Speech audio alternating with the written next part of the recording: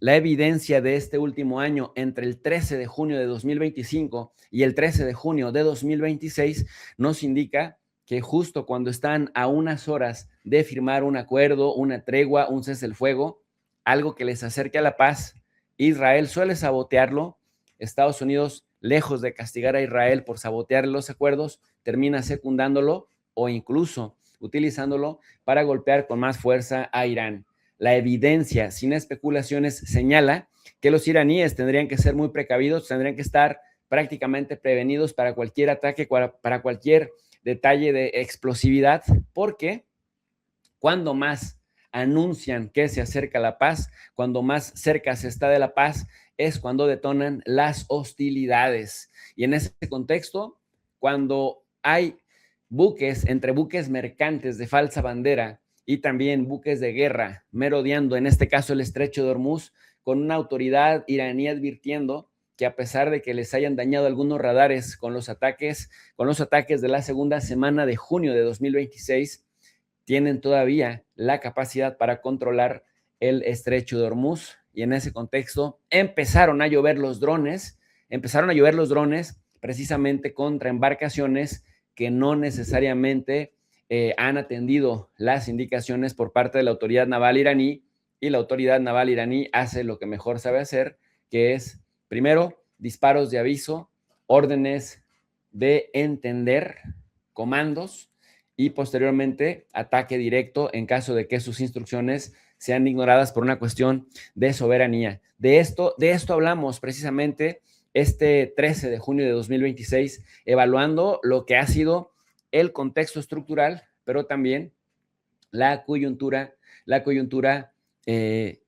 pues más del corto plazo, porque además esto es ambivalente. Empezamos con lo que dice el presidente de Irán, Masoud Pezeshkian. Mire usted, la guerra impuesta de 12 días volvió a demostrar que más allá de cualquier gusto o perspectiva, cuando se trata de nuestro querido Irán, somos una nación, un puño cerrado y un corazón latiendo. Somos un corazón latiendo por aquello de que han estado insistiendo desde el occidente colectivo que habría una especie de división entre el gobierno civil de Irán, que es el que representa Masoud Pezeshkian, queriendo dividir del gobierno religioso, que es el que respalda la Guardia Revolucionaria. Sin embargo, Masoud Pezeshkian dice, esto es falso, no hay ninguna división, y por el contrario, nuestro querido Irán es una nación, un puño cerrado y un corazón latiendo. También algo que los iraníes han pues literalmente reconocido de forma pública es que cuando más les han golpeado, más les han obligado a aprender incluso sobre su propia tecnología de guerra, la tecnología que les ha permitido sobrevivir en un contexto de conflicto asimétrico, en donde gasta 100 veces menos dinero en armas que Estados Unidos y que Israel, y aún así les ha podido neutralizar al punto de que no pueden abrir el estrecho de Hormuz y tampoco quieren pagar el costo político de las pérdidas de vidas humanas en una guerra para la cual además no se prepararon, y a Donald Trump le demostraron que la lección que aprendió en Venezuela, en donde encontraron un gobierno corrupto, mal preparado, cobarde, además servil, arrodillado, pues ese modelo no se iba a encontrar en Irán. Venezuela, dicen los propios iraníes, le dio una errónea lección al orangután naranja de la Casa Blanca, puesto que al sentir que podía ser algo fácil, aunque fuera desorganizado, con ese mismo modelo, al intentar repetirlo con un país serio, con un país honorable y con un país que prácticamente está en una guerra existencial, ahí Donald Trump terminó convirtiéndose en presa fácil de su propia boca, de su propia soberbia y de sus propias ambiciones económicas, que lo que hemos estado observando es, no importa lo mal que le pueda ir a Estados Unidos como país o como nación, mientras al grupo cercano a Donald Trump le esté yendo de maravilla, ellos fascinados haciendo pues lucro con los mercados. Sin embargo, el presidente de Irán hoy no pasó por alto que se cumplen ya 365 días, un año de esta guerra de 12 días. Y bueno, pues prácticamente estamos a un día de que se anuncie una tregua. el Seyed Abbas Araghchi ha viajado a Pakistán. En Pakistán, precisamente, se habla de una firma ya prácticamente a punto de darse. Abbas Araghchi ha dicho que Estados Unidos fue el que pidió las negociaciones, fue el que pidió la tregua y por lo tanto ahora Estados Unidos estaría de alguna manera obligado a respetar. Sin embargo, bueno, lo que hemos estado observando que si algo caracteriza a este señor, al presidente y a su equipo, es apretar, apretar, apretar y apretar lo más fuerte que pueda para sacar la mejor partida en una negociación. Bueno, el primer ministro de Pakistán, ustedes están viendo estas imágenes del Seyed Abbas Araghchi precisamente ahí mismo en Pakistán, y el primer ministro de Pakistán en ese contexto señala que en medio de los intensos esfuerzos de mediación que realiza Pakistán, dice, somos plenamente conscientes de la incesante campaña de desinformación que llevan a cabo quienes pretenden sabotear el acuerdo de paz. Dejando a un lado un ruido mediático, podemos confirmar que se ha alcanzado un texto final, ojo con este dato, podemos confirmar que se ha alcanzado un texto final consensuado para el acuerdo de paz y que Pakistán está colaborando estrechamente con ambas partes para concretar los próximos pasos. La paz nunca ha estado tan cerca como ahora, dice este señor, primer ministro pakistaní, que ha estado también trabajando muy estrechamente tanto con Irán como con el gobierno de Estados Unidos. Ahí tienen lo que me parece que es la frase clave que habría que entender: confirmar que se ha alcanzado un texto final consensuado para el acuerdo de paz y que Pakistán está colaborando estrechamente con ambas partes para concretar los pasos. Masoud Pezeshkian sería el jefe directo, en este caso, del Seyed Abbas Araghchi, y definitivamente tenemos la unidad y tanto los informes que señalan que hay una división, que el cuerpo de la Guardia Revolucionaria Islámica de Irán estaría molesta con él, con Pezeshkian, y también con el Seyed Abbas Araghchi, bueno, pues están lejos de la verdad. Y mientras tanto, bueno, pues vemos a Abbas Araghchi conduciendo el camino de las negociaciones bajo las instrucciones de su jefe directo, en este caso, el presidente Masoud Pezeshkian, quien, bueno, se ha enfrentado con un torbellino de situaciones en un contexto complicado en donde Irán tuvo que luchar por su propia identidad, por mantener su existencia como una teocracia y por mantener el orden que le ha caracterizado en estos 47 años de revolución islámica. De estar con la rodilla en el cuello, me parece que los iraníes han pasado a convertirse en un actor de alcance global. Y justamente lo que dice en ese contexto el Seyed Abbas Araghchi es que al ser una guerra existencial para Irán, Irán echó mano de todos sus recursos de manera escalonada, de manera estratégica, por si el conflicto se intensificaba tanto que habría que hacerle frente en corto, o si se prolongaba en el tiempo durante años, guardar reservas para hacer la guerra por años. Hasta ahora, dicen, solo hemos necesitado el 25% de nuestras capacidades y de nuestro arsenal. Teníamos para resistir lo que fuera posible y por eso el enemigo pidió negociaciones tras fracasar en la guerra. El canciller iraní detalló que Estados Unidos inició las hostilidades al sentirse frustrado en la mesa de diálogo y luego fracasó también en el campo de batalla, y como fracasó en el campo de batalla, pidió tregua, y al pedir tregua, pues tiene que hacer concesiones, y ya no estamos en los tiempos en donde imponían condiciones. Ahora, dice la agencia de noticias Tasnim, citando las palabras del Seyed Abbas Araghchi, ahora es el propio presidente de Estados Unidos el que vino solicitando.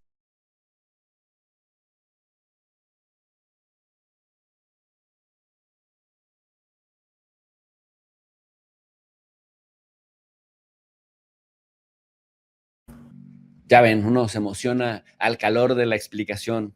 El que vino solicitó la tregua y en ese contexto tiene que hacer concesiones porque ya se dio cuenta que Irán Irán está listo para hacerle frente en cualquier terreno, incluso cuando atacan a traición.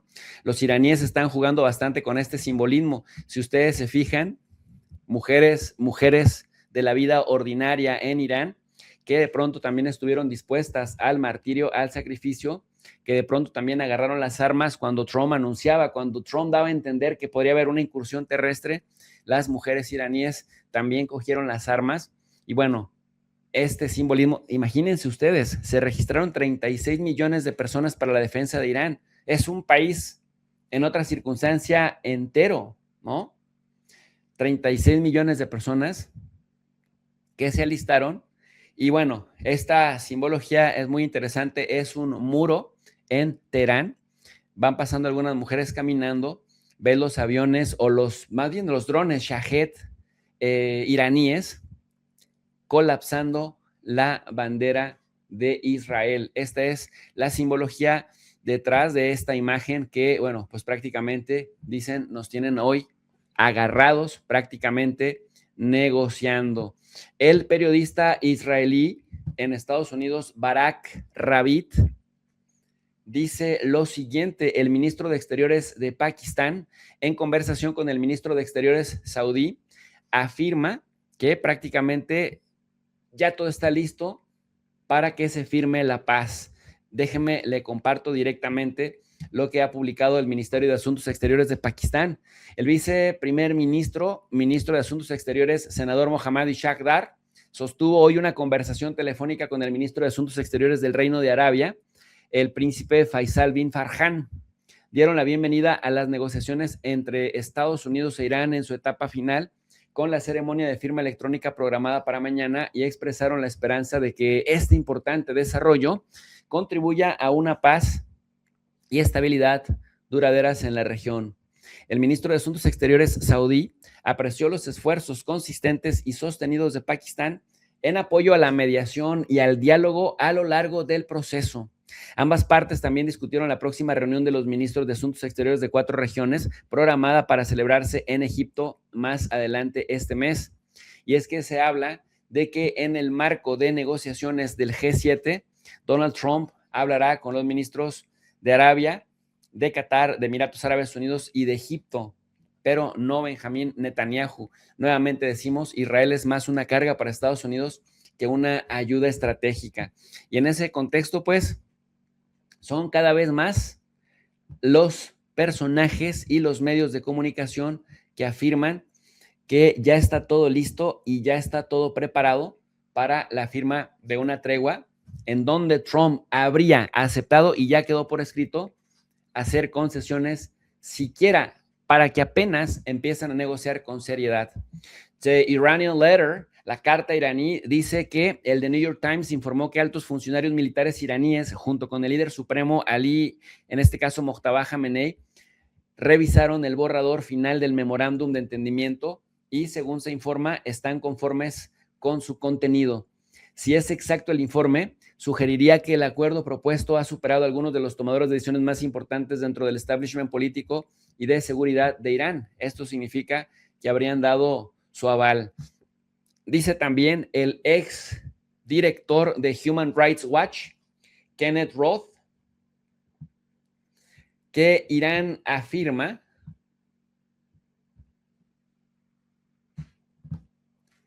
que bajo un acuerdo con Trump mantendría el control del estrecho de Hormuz y eventualmente cobrará una tarifa de servicio por los buques que pasen a través de él, algo que nunca había afirmado antes de la guerra de elección contraproducente de Trump.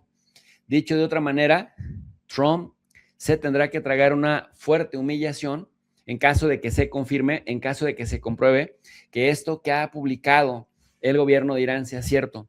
Irán ha dicho, no necesitamos el permiso de Trump para controlar el estrecho de Hormuz, no lo necesitamos. Pero Trump sí necesita nuestro permiso para transitar por el estrecho de Hormuz.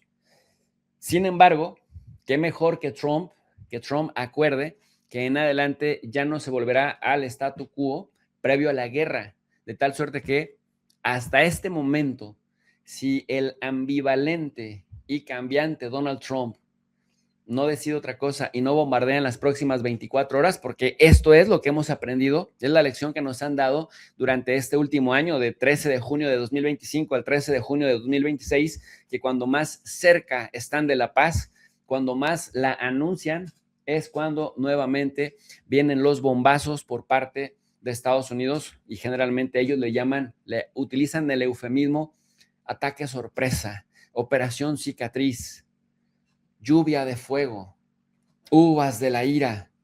Bueno, en realidad, o furia épica, que les encantan estos títulos hollywoodenses. Bueno, prácticamente señalar que ya, a pesar de que pillan por sorpresa con ese eufemismo, es atacar a traición, es violar el marco jurídico internacional, que claramente establece que si le vas a hacer la guerra a un país, se la tienes que declarar oficialmente. Pero como Trump no tenía las cartas ni siquiera para declarar una guerra oficialmente, por eso estos grandes operaciones especiales para no decir que entran en guerra. Esto sería un fiasco total si se confirma, si se comprueba que Trump aceptaría de manera definitiva que Irán sea el que cobre peaje. Se la va a tener que comer. Muchos analistas en Estados Unidos dicen, yo francamente no simpatizo con Trump, pero francamente no creo que vaya a ceder, porque sería una derrota estratégica brutal, incluso para su narrativa y para todo lo que ha construido discursivamente. Todo el presupuesto que se habrá gastado habrá sido en vano, porque buena parte de lo que querían hacer o que lo que querían lograr era que no se les molestara, no se les cerrara para nada el estrecho de Hormuz.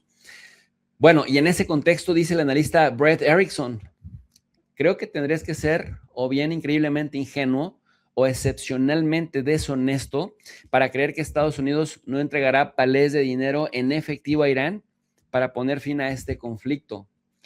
Ponle el título que quieras, dice el analista, ayuda humanitaria, pagos del Golfo, garantías de seguridad, llámalo como quieras. Son pagos realizados con la autorización de Estados Unidos a Irán. ¿Para qué? Para que detenga la guerra.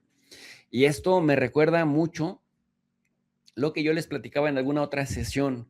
Me recuerda mucho los pagos económicos, el dinero que Estados Unidos tuvo que empezar a pagarle a Egipto después de la guerra de Yom Kippur de 1973, para que Egipto ya empezara a relajar su posición frente a Israel. Se desarrolló una política que se llamaba la política de la Infitah 1975, y a partir de ahí Egipto empezó a platicar muy seriamente en términos de construir una paz institucional y duradera con Israel, que culminó con la firma del acuerdo de Camp David entre 1978 y 1979. Israel devuelve a Egipto los territorios que ya le había quitado, ya incluso había construido asentamientos en el Sinaí, y posteriormente Egipto ya se compromete a no hacerle la guerra a Israel. Pero ese cariño de Egipto no fue desinteresado. Fue Estados Unidos pagándole dinero anual a Egipto, etiquetándolo de ayuda humanitaria y de apoyo económico. Entonces ahora lo que nos dicen es que Donald J. Trump sí tendría que pagar dinero a Irán para que le permitan cantar victoria. Y para Trump ahora la cantada de victoria es decir, Irán no tendrá armas nucleares. Irán no tendrá armas nucleares.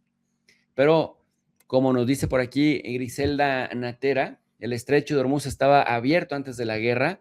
Donald Trump perdió muchísimo dinero para demostrar que su ejército ya no es el más poderoso del mundo, aunque Trump gritó una y otra vez que su ejército era by far the strongest army in the world. O sea, el mejor ejército, el más fuerte en el mundo.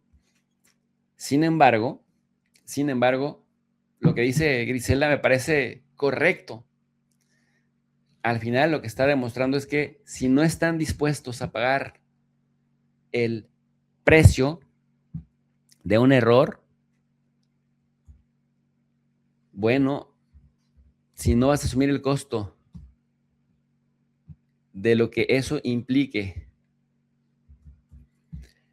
las consecuencias, y el tema es que Donald Trump perdió el control de la cadena de consecuencias, perdió el control de la cadena de consecuencias. ¿Qué significa esto?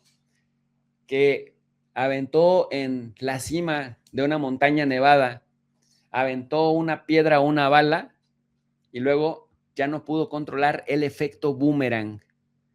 Ya no pudo controlar el efecto boomerang y creció la nieve, creció la bola de nieve, creció la bola de nieve e inundó a Estados Unidos. Más o menos esta sería la analogía. Sí, como dice Brett Erickson, tendrías que ser muy ingenuo porque en eso los iraníes han sido, me parece que además con justicia, los iraníes han sido firmes, han sido consistentes. Y digo con justicia porque fueron los agredidos. Y dicen, ahora me vas a reparar todos los daños. Y de hecho, me parece que también hoy arrancan simbólicamente en Irán, si no es que ya pasó, ya está pasando, los funerales de Estado del Ayatollah Ali Khamenei. Ya tienen la tranquilidad y tienen la calma, ahora sí, para poder salir a las calles y conmemorar los funerales del Ayatollah Ali Khamenei.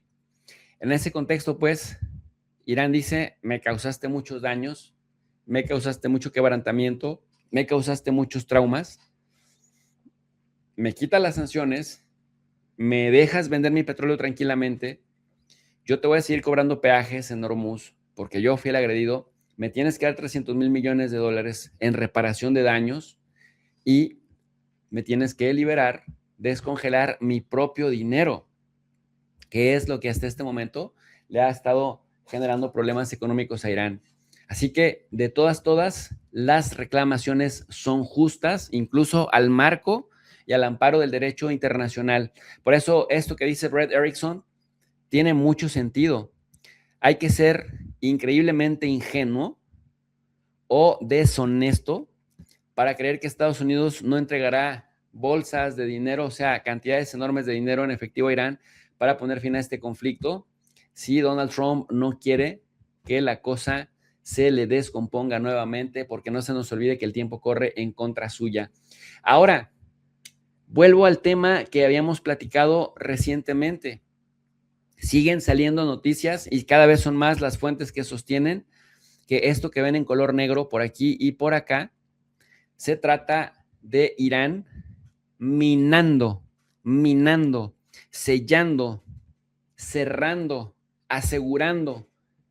Póngale usted el adjetivo ando, meando, cagando, besando. No, no se crean, esos últimos cuatro no, pero sí sellando, cerrando, asegurando, garantizando que Estados Unidos así lanzar un ataque bestial y descomunal para hacerse del uranio iraní, no podrían entrar aquí. Sellan, aseguran, detonan, minan, dinamitan entradas y salidas para dificultar que si en algún momento la diferencia de fuerzas llega a ser tal, si llegara a haber un ataque sorpresa, un ataque fulminante, un ataque depredador por parte de Estados Unidos e Israel para robarse el uranio, al quedar selladas las entradas, no tendrían la sorpresa, el factor sorpresa de su lado. Y como a Estados Unidos le pesa mucho las pérdidas en vidas humanas, no se atreverían a estar ahí luchando por mucho tiempo. Por lo tanto, los reportes cada vez agarran mayor fuerza. Dicen, Irán habría sellado, Irán habría minado entradas y salidas de los depósitos del uranio. Y esto, bueno, nosotros lo habíamos estado comentando.